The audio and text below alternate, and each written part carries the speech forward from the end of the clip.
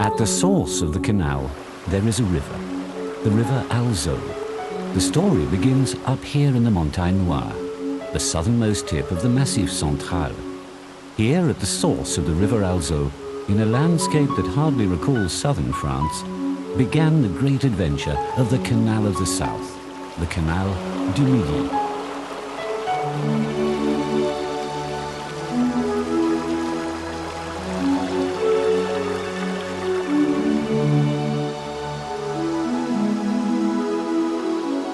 To collect enough water to feed the highest point on the canal, at Naurouze, the man behind the plan, Pierre-Paul Riquet, had the idea of connecting all the rivers that ran down from the Montagne Noire. The irrigation channel winds its way round the mountain like a rainwater gutter on both its Atlantic and Mediterranean sides. Then it heads for the watershed at Naurouze, so the water can flow both ways to the two seas.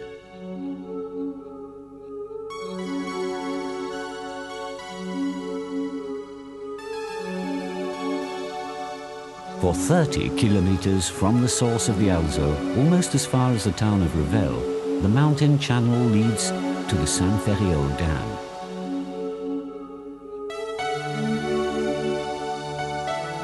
Building began in 1667 on what was then the largest earth dam in Europe, and probably the world. It holds 6 million cubic meters, enough to fill the Canal du Midi.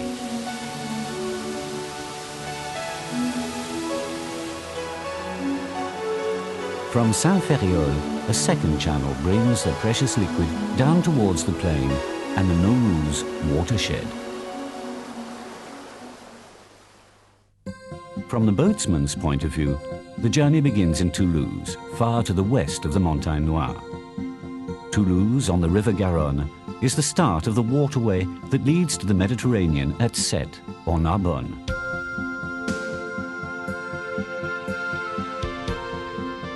All the waterways meet in Toulouse. On the left, the Canal Latéral heads down the valley of the Garonne to Bordeaux. The Canal du Midi starts at this arch, with, on the right, the short Canal de Brienne, linking both canals to the river Garonne. The marble bas-relief by Lucas in 1775 symbolizes the union of the two seas. Neptune, fertility, abundance. This was the swan song of the Ancien Regime, soon to be swept away by the tide of history. Plane trees line the Canal du Midi as it makes a broad curve round the center of Toulouse. On one side, the Minimes district, birthplace of the singer Claude Nougaro. In the distance, the Tower of Saint-Sernin, the largest Romanesque basilica in Europe.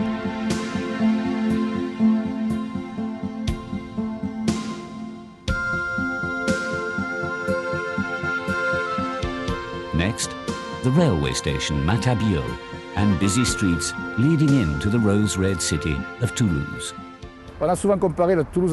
People often compare Toulouse to Tuscany, and I think they're right. It's also said that Virgil came across the low-lying hills to Toulouse and wrote poetry there. I don't know if it's true, but it wouldn't surprise me. There's a very Latin aspect to this area, democratic and tolerant. It's the mixture of cultures. People are only scared of the unknown. This region has known all sorts of ups and downs, including the terrible religious wars. The Silk routes to Asia are famous. Marco Polo and the big trading centers along the way are all well known. Well, here it was the tin route. We're right in the heart of the tin route. And tin was essential for making bronze. It supplied the arms industry. Tin's raw material was mined in the British Isles. It came down the Vendée coast from Brittany and was then shipped up the Garonne. And that's why Toulouse was a major tin trading center. Toulouse took a long time to honor Riquet, the builder of the canal. And when it did, the statue turned its back on the water.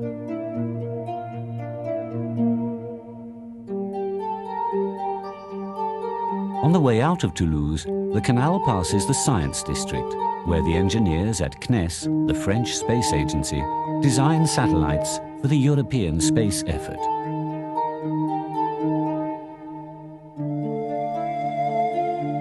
Ramonville-Saint-Agne has a large marina for the boating folk of Toulouse.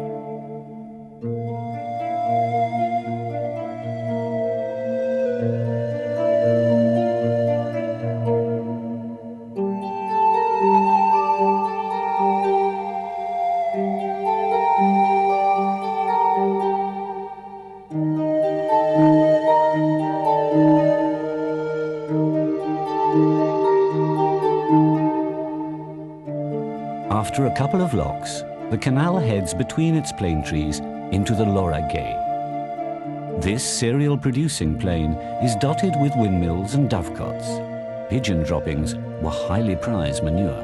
In the 16th century, the Lauragais made the fortune of Toulouse by producing the blue pastel, also known as dyer's woad.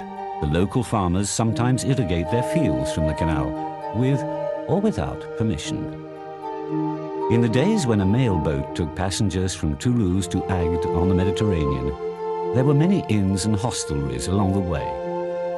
At the Negra lock, travellers could dine before they spent the night, and the stables supplied fresh horses to pull the boats. There is even a little chapel where they could pray.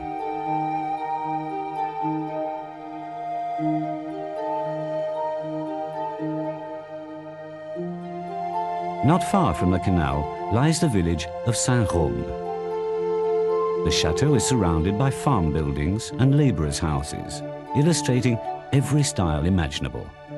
Toulouse, Flanders, the Rhine, Scandinavia, with a touch of the Moorish, all using the local red brick.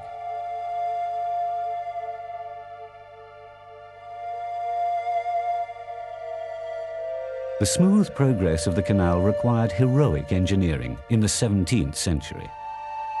One such exploit was the aqueduct over the river Hers. The Canal du Midi now climbs to its highest point, the rather flat col at Naurouze. On a hill to the left, you see the village of Avignonnet. It was here that in 1242, two members of the Holy Inquisition paid the cost of southern anger. During the Albigensian Crusade 20 years before, Northerners had tried to crush the Cathar heresy by force of arms. Now Dominican monks were finishing the job, using paid informers, interrogation and torture, burning both living heretics and their dead bodies. One of the Dominicans, Guillaume Arnaud, accompanied by a Franciscan and other inquisitors, was looking for Cathars in Avignonnet. He was attacked by a troop of horsemen from the Cathar redoute, Montségur, in the Pyrenees. The inquisitors were murdered and their files destroyed, but in reprisal, Montségur was taken by Catholic forces in 1244 and more Cathars were burnt at the stake. Back to the present, where the Canal du Midi meets the 20th century. At Port-Lauragais, the canal runs alongside the autoroute, not far from the railway line.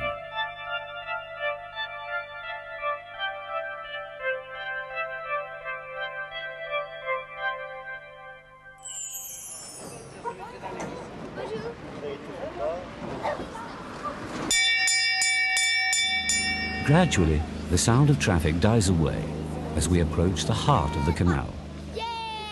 The ocean lock opens onto the stretch of water at Naurouze, the highest point on the canal. That's not woman's work. This lock is a woman's lock because it's well cared for and fairly easy to operate. It's just what a woman needs to keep on form.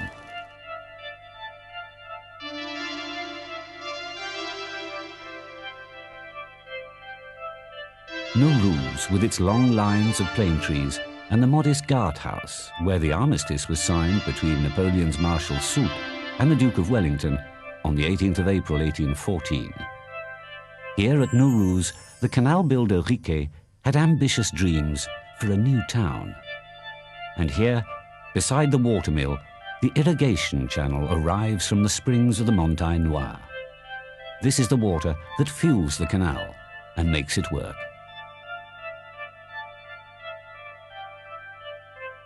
And at this point between the Atlantic and the Mediterranean, the water from the Montagne Noire divides. We move on towards the east and the charming village of Ségala.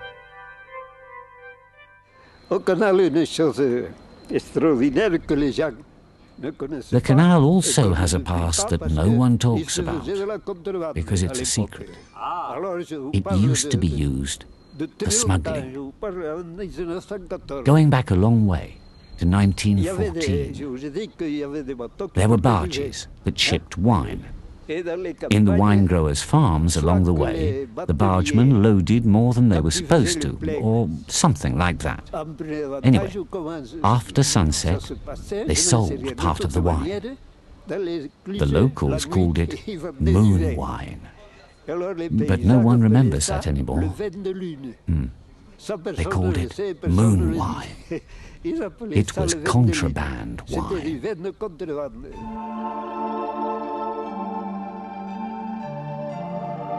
Once it has passed Naurouz, the Canal du Midi runs down to the Mediterranean, and the vegetation already begins to change. From the next lock can be seen the outskirts of Castelnaudry. The canal has changed department, from the Haute-Garonne to the Aude, and region from Midi-Pyrénées to Languedoc-Roussillon. And in La Bastide d'Anjou, a few kilometers from the capital of the Lauragais, we learn the secret of Castelnaudry cassoulet. Nous avons en ce moment le haricot de Vendée qui est le meilleur, puisqu'il vient des terrains sablonneux comme il était. Now we use beans grown in sandy soils, as they were at Pamiers, and a host of other local produce. To begin with, you need preserved duck, sausage from Castelnaudry, and a good Castelnaudry ham.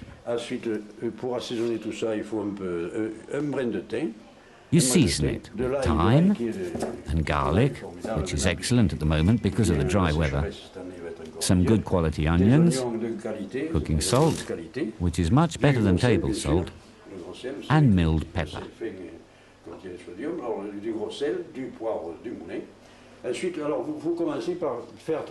Now start by soaking the beans for 4 hours.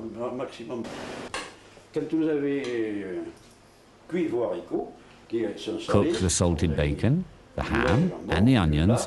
Cook them 3 times for 3 hours.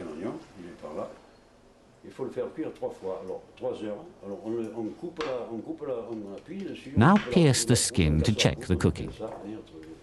Don't be afraid to wet it regularly with the sauce from the bacon, onions and bone.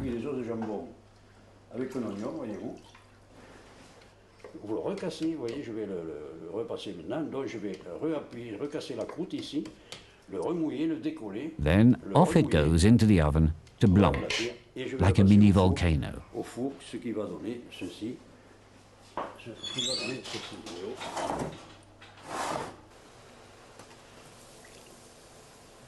Il commence à blanchir, les bulles commencent à être blanches, vous voyez, ça fait exactement comme un volcan, un petit volcan. Là, je ne sais pas trop, c'était celui-là, peut-être, voyons. Finally, sprinkle on some milled pepper. Everyone has their own personal recipe, of course. There are 3 main ones: Carcassonne, Castelnaudry and Toulouse. But of course, cassoulet's original recipe actually comes from Castelnaudry, back in 1630.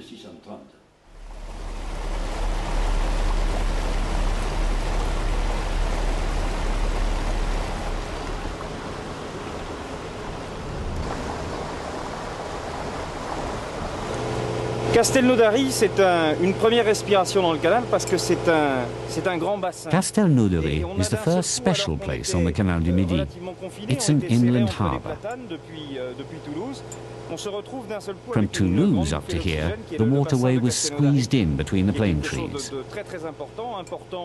The Castelnaudary basin provides breathing space. It's also an important reservoir for the canal, providing enough water for the 4 locks at Saint-Roch, the eastern outlet of the basin.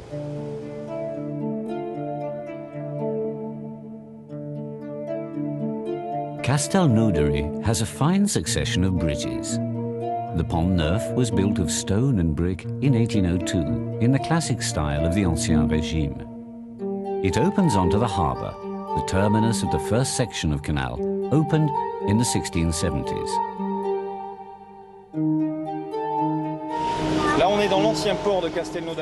This is the centre of Castelnaudary's old port. Hundreds of tons of corn were traded here. Next comes the Pont Vieux. Its single arch and round shape show that it was built in the 17th century, which doesn't stop it carrying modern traffic. The Pont Vieux opens onto the entrance to the Grand Bassin, an oval inland harbour 400 metres by 300. Castelnaudary has become a focus for boating. A peaceful armada in white and blue is stationed here much of the year. Before leaving the town, the boatsman has some hard work ahead. The Saint-Roch lock. In 4 steps that are one of the engineering marvels of the waterway, the Canal du Midi falls nearly 9.5 metres. This difference in water level was once used to power mills to grind flour.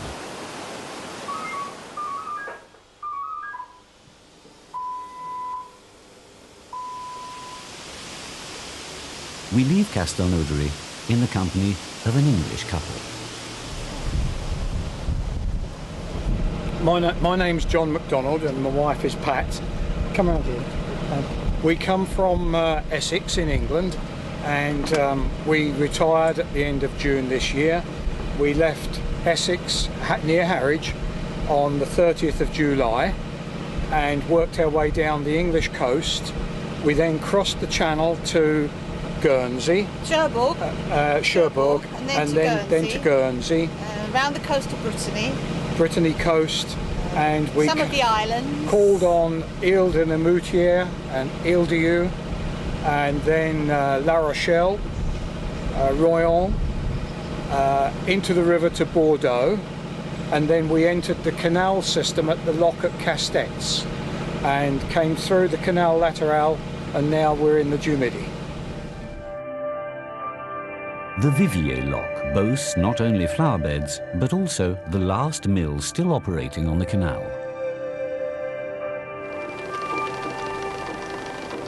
At the Criminel lock, the walls are decorated with the homely art of the people who used to work on the canal.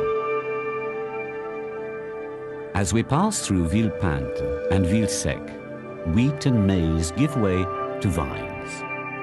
The Canal du Midi is approaching the Côte de la Malpère to the south and the Cabardès to the north. Limoux is not far. Welcome to the land of wine. The next stop is obviously Carcassonne. But originally, the canal avoided the town. Its council refused to raise the money for the work needed. It was not until the 19th century that the mistake was put right. The canal now runs past its victorious rival at the railway station by the Pont Marengo.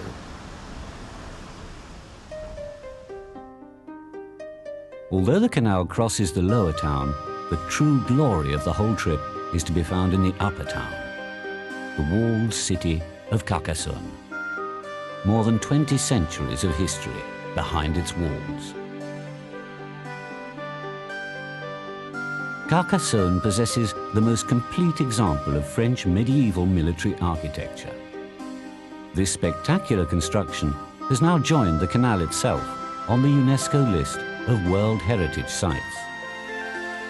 This recognition follows on from the extensive restoration work in the 19th century by Viollet-le-Duc, a highly imaginative precursor of the modern conservation movement.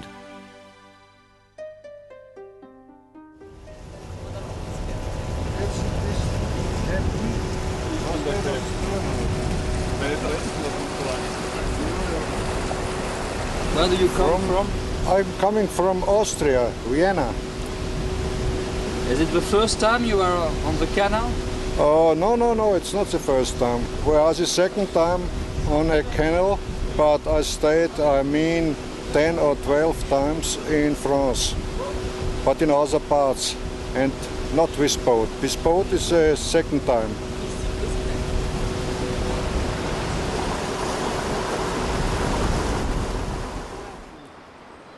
Another architectural monument marks our exit from Carcassonne.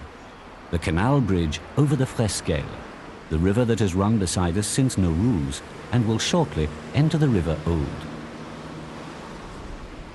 The Fresquel locks adjoin the massive bridge, separated by what looks like a huge stone bathtub. The Canal du Midi then ducks once more beneath the plane trees and winds its lazy way to Trèbes. The towpath advances as in a park towards the Vauban Canal Bridge across the river Orbiel and into Trèbes. Beneath the brown stone of its mills, the lock at Trèbes is like a water staircase.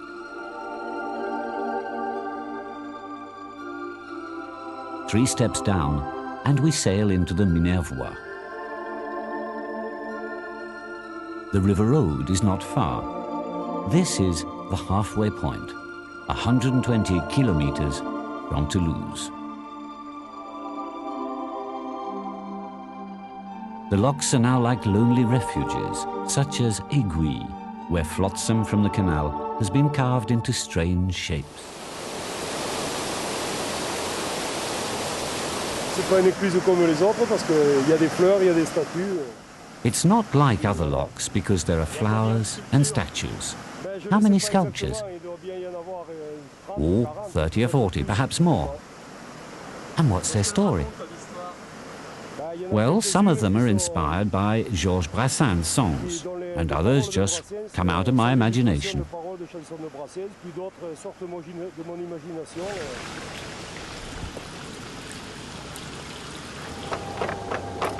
They're all in wood, carved out of cypress and plane trees, or pieces of wood I find in the canal or after pruning in winter. I sell some, and I buy the carving tools I need and flowers to decorate the lock. It's self-financing. Up there's a monkey, and there's an owl, and there's Homo sapien, or Pine Man, near the road.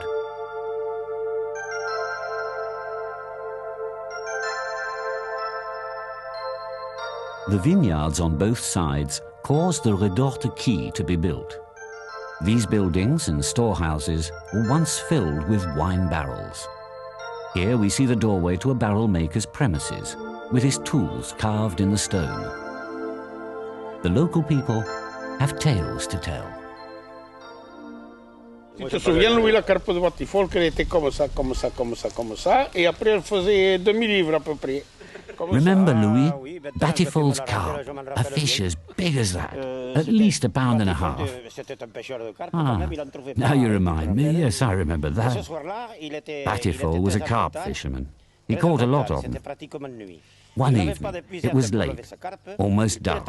He caught a carp, but didn't have a net to land the fish, which apparently was gigantic. So he came to my house to see if I had a net and a torch, because it was really dark by now. I didn't have a net, so I took along a hay fork to get the outsized carp out of the water. When we got back to the water's edge, the carp in question must have weighed all of half a pound. What a laugh. Still, we ended up having a good time that night. Oh, and Batifol really was a good fisher, and a good hunter too. Just after Redorte, as the canal turns, there is one of the best-known constructions on the Canal du Midi, the Argent Double train sluice and reservoir. It was built in 1693 by Vauban, better known for his military fortifications, between the aqueducts over the Naval and the Argent Double, to take the frequent floodwaters from these two streams. The Argent Double drain sluice was purely functional in purpose, but it remains a fine example of the powerful architecture of the late 18th century. Next comes Homps, not far from Olonzac, one of the main towns of the Minervois. Before it was crowded with cruisers, Homps saw its quays full of thousands of barrels of Corbière and Minervois wine. It still says Wine Traders' Quay on a sign. The town, a base for the Knights Hospitallers of St. John of Jerusalem, was one of the ports of Lézignan. To the north lies Minerve, the site of a mass burning perpetrated during the Albigensian Crusade by Simon de Montfort, father of the leader of the English barons. The town is perched on a spur of rock surrounded by gorges and is still visited by people who respect its tragic past. Lined now by umbrella pines, the Canal du Midi leaves Homps and descends through the Ognon Loch. The following stretch provides pleasant shaded places to stop. C'est toi qui lèves là-bas? Il me fallait quoi? Et Mimi? Moi je viens de loin, hein. Moi je viens de l'Ordre, je ne suis pas de l'Hérault, moi. Hein. I come from the Aude department. I'm not from here in the Hérault. Do you see a lot of tourists? Oh yeah, there are lots of pretty women on the boats. The men love it. In fact, that's all they come here for, to look at the girls on the boats. Well, they're not overdressed, are they? Oh no, that's true. They're really nice. Next, the canal swings round an attractive hill, Pêche-Laurier.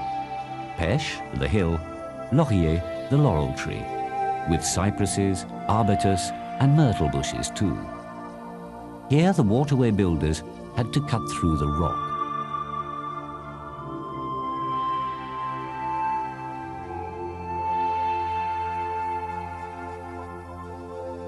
Now we see the towers of the Argence fortress, where the canal enters the longest canal section without locks in France. 54 kilometers in a single stretch to the gates of Béziers. As the vegetation grows more Mediterranean, the villages have names like Rubia and Parazza.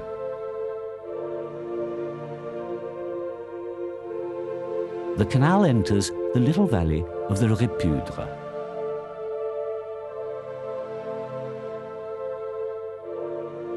Here, the problem for the canal builders was how to cross the river and protect the canal from its flash floods. To solve it, Riquet built an impressive canal bridge, which local history calls the first one of its kind in the world.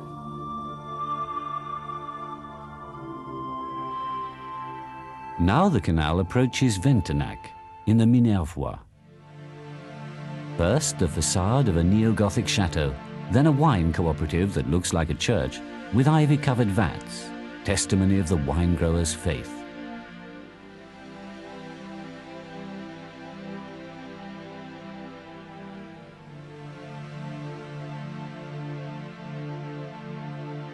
With no locks to worry about, the canal wends its way along the contour line between the vineyards, kilometre after lazy kilometre.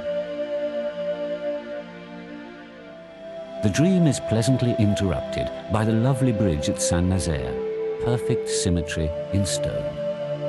Many a village, indeed many a town, would like to possess such an elegant feature spanning their river. Now the canal widens for the mooring places of barges and cruisers along a masonry quayside shaded by plane trees.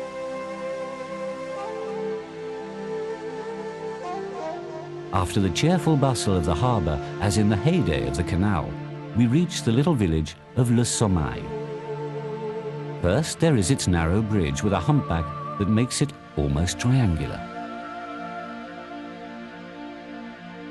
And around the Pont Vieux at Le Sommeil is gathered a crowd of buildings for the canal's 17th century users, when the village was a port for Narbonne.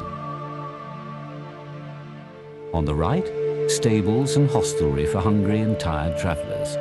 On the left, just before the bridge, the St. Peter and Paul Chapel, Riquet's first names, and an old boat-building yard.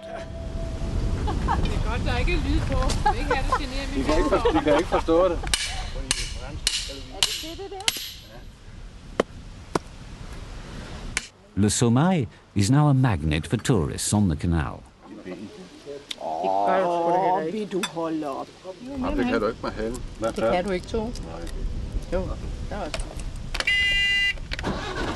After the mail halt in Le Sommeil are moored boats of all sizes and colours.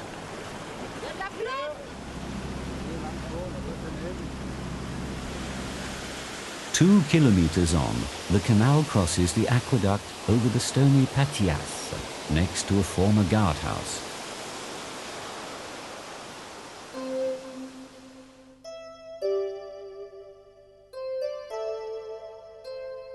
A few hundred metres further, the aqueduct over the Cesse awaits us.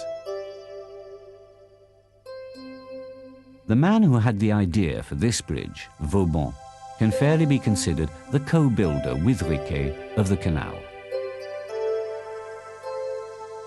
He gave the work in 1689 to Jean Goudet, a master builder from Béziers.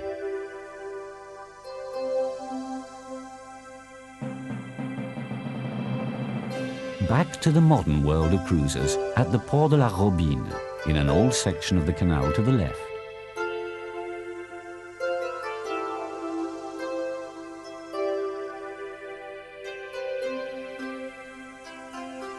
Now a decision has to be made, because here there is a choice of canal.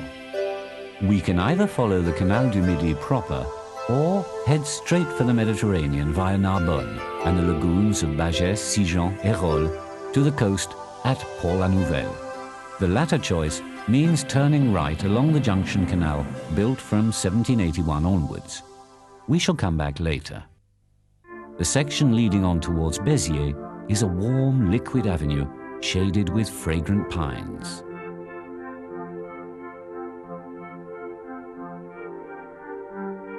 Argelier is known locally as the birthplace of Marcellin Albert, the leader of the wine growers in the tragic revolt of 1907. In memory of the grapes of wrath, a memorial stands on the village square. Albert and his comrades could never have guessed that within a century, the Languedoc would become the vineyard of the future and be called the French California for wine. Between high banks, the canal enters its third département, the Hérault. In the bright light at the end of the leafy tunnel shines the limestone bridge at Pigasse. This is one of the best preserved 17th century bridges built of masonry and fossil-bearing limestone. When the canal passes under the bridge at Cesse into the pretty little harbour at Cap Stang, it has been nearly 36 kilometres since the last lock. The boats sit in the shade alongside a quayside where not so long ago barrels oozed the spicy flavour of the local grapes. Il est vraiment sale le bateau? Oh, oui, Ah oui. Oh là là. Vous savez, les écluses Et la vitre, dans vas-y. ces rues, vous voyez comme ça devient propre. The boats get dirty? Oh yes, going through the locks. See how it cleans up? C'est pas des vraies vacances, Oh, well, it's not really a holiday Mais vous then, savez, is les it? vacances, c'est ce qui Oh, change yes, de for me, a l'ordinaire. holiday is a change from everyday life. Next, a quayside cut into the rock, like the canal bed. The village of Poilès, with its town hall on the left, has a fine 18th century bridge.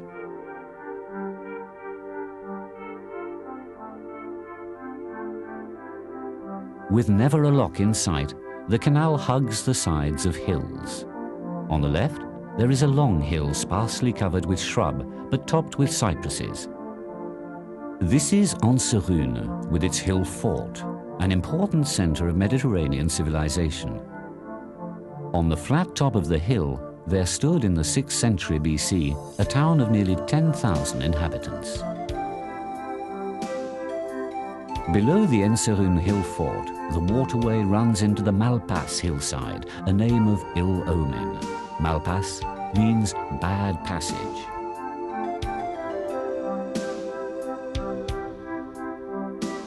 This is the notorious Malpas tunnel, cut through a soft rock that people imagined would be the end of Riquet's dreams. This treacherous rock that now catches the reflections from the water bears witness to one of the canal builder's greatest achievements. While Riquet was seeking a way to overcome the obstacle, his adversaries got together and persuaded Louis XIV's minister Colbert that the enterprise was a failure. Riquet had gone mad and the whole thing should be stopped. The order to stop work left Paris and arrived just as Riquet finished rushing through the Malpas tunnel. The story goes that it took 6 days of Herculean efforts to put rough masonry along a tunnel 161 meters long, 9 meters high, and 7 meters wide. It's worth climbing up from the canal to see the strange circle formed by the crops in the fields below, in the plain. This is the result of the gradual drying up of the former Montady lake, another marvel in the countryside around Enserune.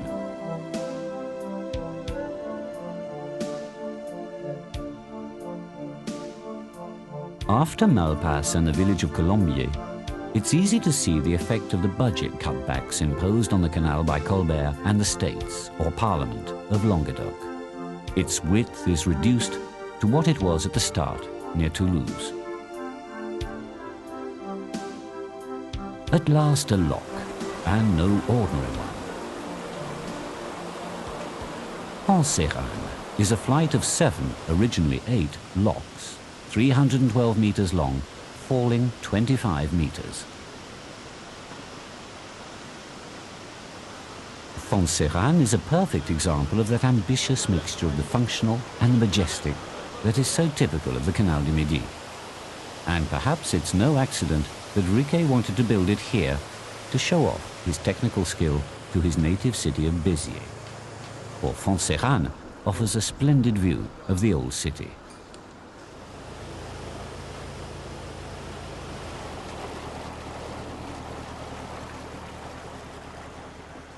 Lined now by cypresses, the canal turns to run beside Béziers, where the Allée Paul Riquet, with a statue of the native son, is a wide avenue used for strolling, parading, or fairs.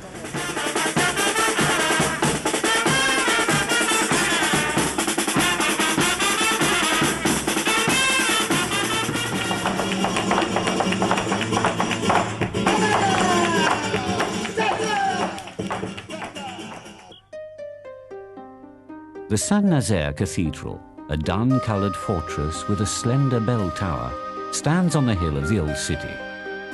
The Greeks would have called it an acropolis, the Romans an oppidum. The houses rise up in steps with their old walls that may still remember the tragic events of 1209. The Northern Crusaders, under Simon de Montfort the Elder, slaughtered the population as an example to terrify the rest of Languedoc. Here we can see the most prestigious monument the 19th century left on the canal, the canal bridge over the river Orle, opened in 1857. It provided a definitive solution to one of the greatest problems and imperfections in Riquet's canal: how to cross in all seasons a river from the Cevennes that could turn in hours from dried-up bed to torrent.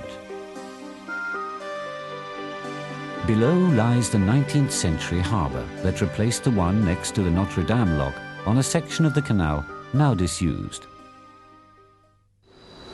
Vous venez d'où, vous? Nous, on vient de Belgique. On a fait les canaux de France pour arriver. We've come from Belgium, down the canals to Lyon. That's where we took the Rhône Canal and came down here for the good weather.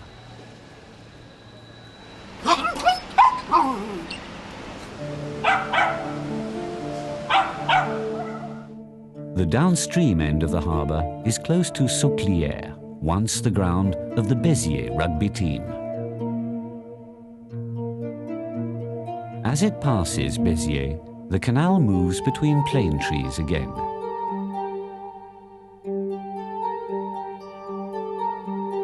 The waterway has little to show in this flat terrain so close to the Mediterranean.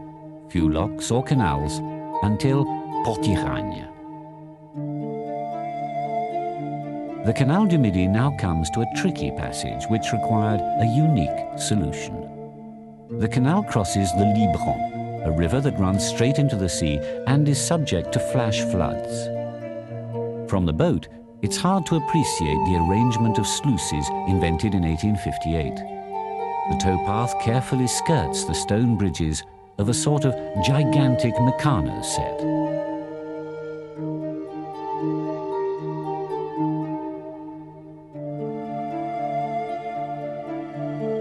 Beyond the reeds, we see the Trois-Yeux Bridge, 3 eyes, like the 3 unmatching arches lined with volcanic stone of this humpback bridge built in the 1680s. The central arch is obviously designed to let boats through. The right-hand one is for the towpath, which is paved with basalt. But the purpose of the left-hand arch, hidden in the reeds, remains a mystery.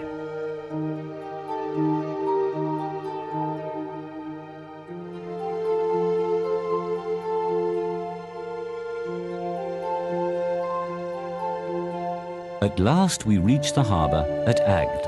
On the quay stands one of the finest toll houses on the Canal du Midi, the Hôtel Riquet. A modern bridge conceals what was once one of the technical and aesthetic achievements of the canal, the round lock of Agde. Why build a round lock? In order to serve 3 canals. The lock connects the Canal du Midi with 2 different levels of the river Hérault.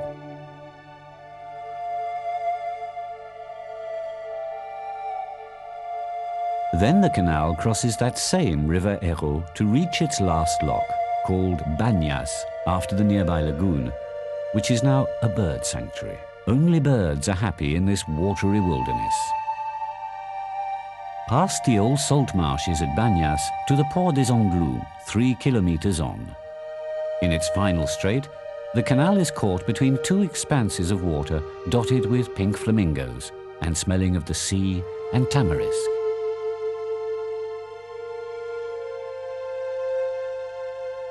Not far now to the end of the Canal du Midi. First through the old harbour, past the long, low cream buildings dotted with black stone that now house the Glenans Sailing School. At the end of this basalt jetty stands the little red and white lighthouse that marks the end of Les Anglouts and of Riquet's dream. Behind us, 240 kilometers of memories stretching back to Toulouse.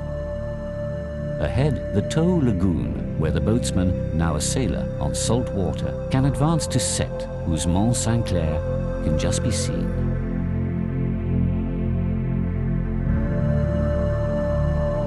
Sète is the main fishing port on the French Mediterranean coast, and the birthplace of the poet Paul Valéry and the singer Georges Brassens.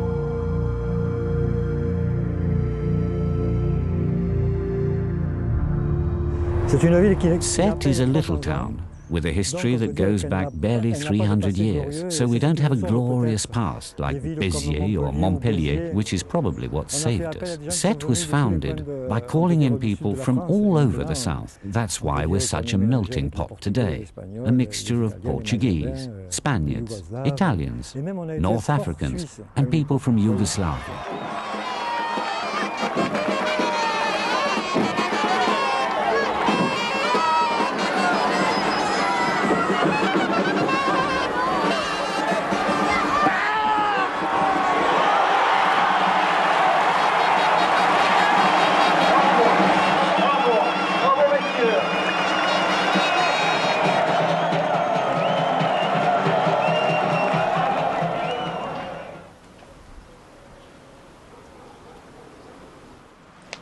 C'était les fameux pointus, hein, regarde. Look, the boats here are called the pointus. or the pointed ones. They were powered by sails called latines.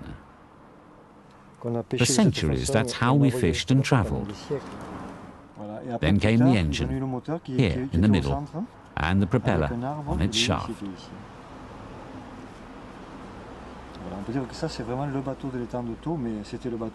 This is the boat used on the big lagoons at Thau, Bagès and Beur.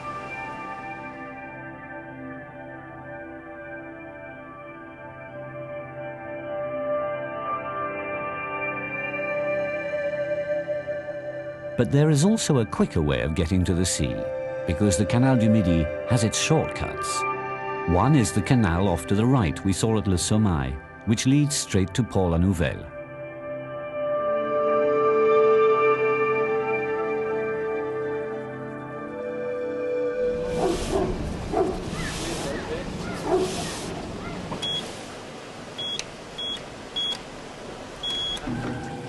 The people of Narbonne insisted on this connection, which was built at the end of the 18th century in a splendidly classical style.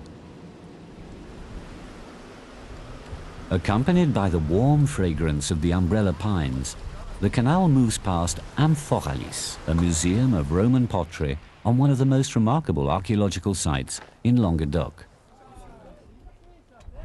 In the summer of 1997, a team of archaeologists and volunteers decided to bring back to life a portion of the city's glorious past by rebuilding a Gallo-Roman pottery kiln.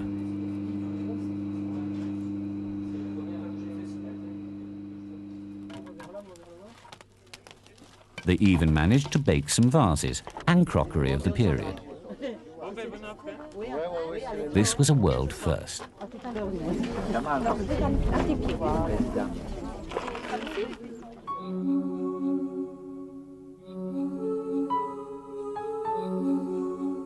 Next we come to Salelles-d'Aude, with its harbour excavated by the great architect Garipuy, one of the unrecognized geniuses of the canal.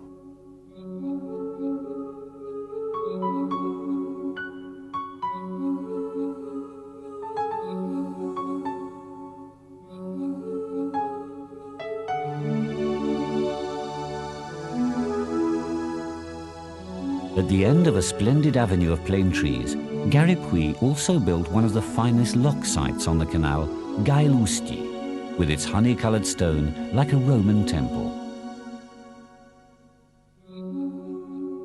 Gailusti is both a doorway and a rampart. A doorway to the river Aude and a protection against its moods as we cross it to reach the Robine and move down into Narbonne. Our boat can now drift with the current past a road where local kids come fishing for shad. The next lock is Moussoulance, which is quite clearly a fortification. These ramparts have had to stand up to the fury of the river Aude. Behind the heavy lock gates opens the Robine, cut along what 1,000 years ago was an arm of the river.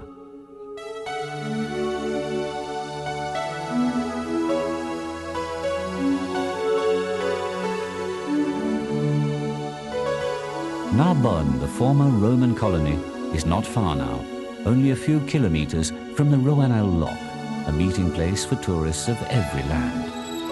Some have only had an hour's practice at steering on their way from Narbonne.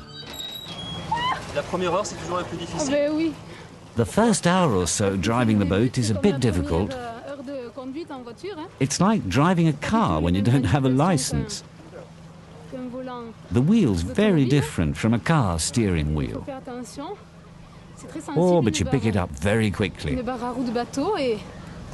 Au début, on fait un peu n'importe quoi, et puis au bout de quelques temps, on apprend. Reculez le bateau. Reculez le bateau. Merci.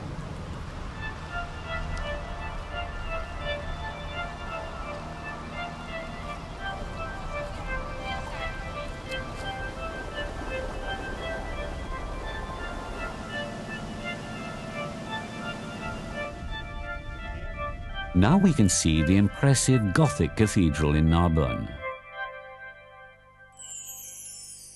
After the lock by the Gua mills at the entrance to the city, Successive bridges display a variety of styles and periods.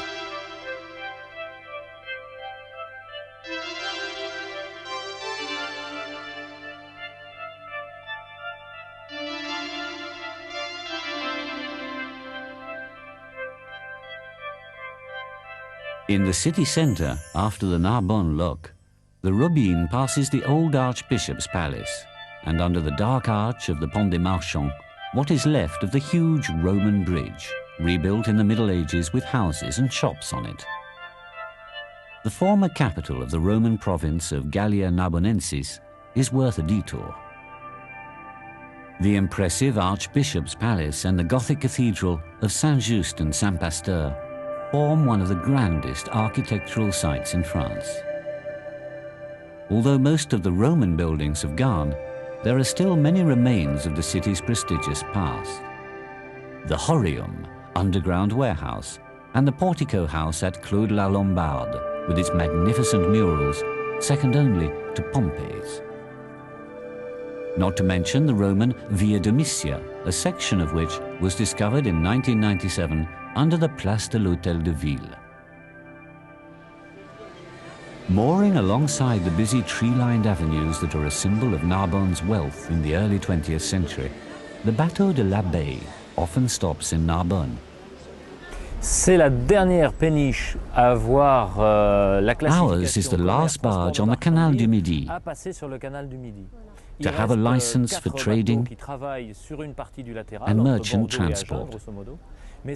Apart from us, there are 4 other working boats on the lateral canal between Bordeaux and Agen. But it's true, we're the last boat on the canal to have a merchant transport license. I think it's a real pity, not being on the canal, but being the last. The hives are fixed, only the boat moves. They don't move on the boat moves them, taking them through a region which is excellent for honey. All aboard for the Tramontane to reach our final port of call, Port-la-Nouvelle.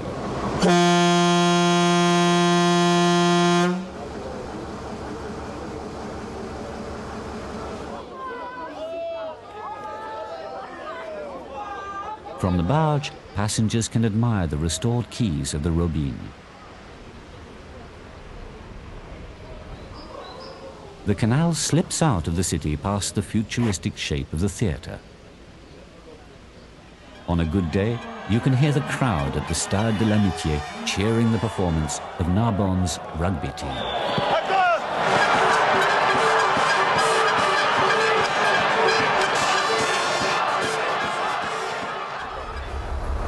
Vous la connaissez bien cette portion? Ah oui, là ça va faire 10 ans que je travaille pour Serge Pajot sur ce tronçon. I've been navigating this part of the canal for 10 years. 6 months a year, I do this trip several times a day. It lasts 4 hours, from Narbonne to Port-la-Nouvelle. This reach is 7 kilometers long. There are trees, vines, and a cycling track. After the Mandirac lock, the landscape will change. You come to a completely new world, the lagoons. To the left, beyond the Hérol lagoon, rises the blue hill of La Clappe, an island in the days when people here spoke Latin. Behind the hill is the nearby fishermen's village of Guisson. Not far from the Tour Barberousse are the beaches of the Mediterranean.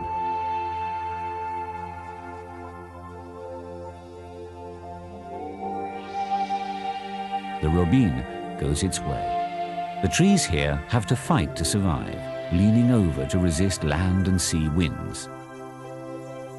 In the distance can be seen the Île Saint-Lucie, a zoological paradise. Then, beside the Robine, in a pine wood, a sign of human life, the Maison des Étangs. School children come here to learn the names of birds and plants. Here we're at Saint Lucie, but really we're just elsewhere. We're only 1 hour's walk from Port-la-Nouvelle and 1.5 hours from Madirac. We're not connected to the mains, water or electricity supplies. We live in a superb environment, surrounded by the noise of the crickets, an exceptionally rich animal life and water. We're at the heart of a cultural, historical and natural heritage. After this break, the Tramontane heads on towards the sea. Round a bend appears the last lock, Saint Lucie.